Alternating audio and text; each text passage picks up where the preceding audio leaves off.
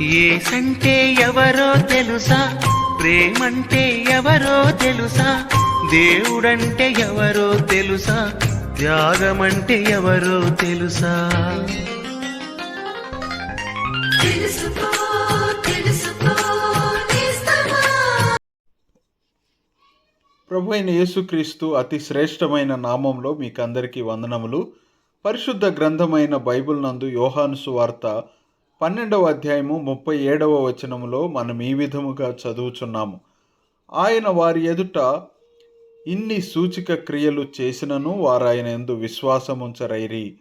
దీని అర్థము ప్రభు అయిన యేసు వారి ఎదుట ఎన్ని సూచక క్రియలు చేశాడంటే, నీటిని ద్రాక్షారసముగా మార్చాడు, రోగులను స్వస్థపరిచాడు, పక్షవాత రోగులను బలపరిచాడు, 5 రొట్టెలు 2 చేపలతో 5,000 మందికి ఆహారము పంచిపెట్టాడు, సముద్ర జలములపై నడిచాడు, పుట్టు గ్రుడ్డివారి కన్నులను వెలిగించాడు, మరణించిన లాజరును తిరిగి జీవింపచేశాడు.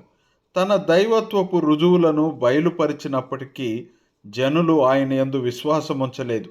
వారి విశ్వాసము ఏ సూచక క్రియ జరగకపోవుటను బట్టి కాదు గాని, వారు తమ పాపములను ఒప్పుకొనుటకు సిద్ధముగా లేరు. తమ పాపములకు ప్రాయశ్చిత్తము కలగాలని వారు ఆశించడం లేదు. ఎందుకంటే వారు అంధకార క్రియలయందు అనగా పాపము పట్ల ఇష్టము కలిగి ఉన్నారు.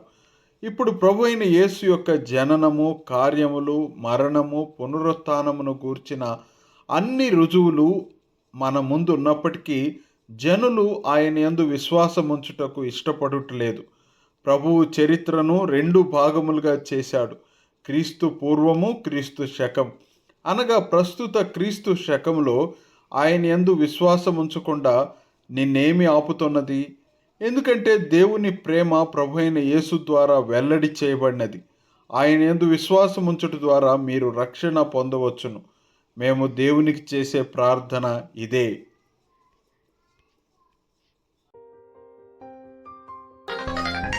తెలుసుకో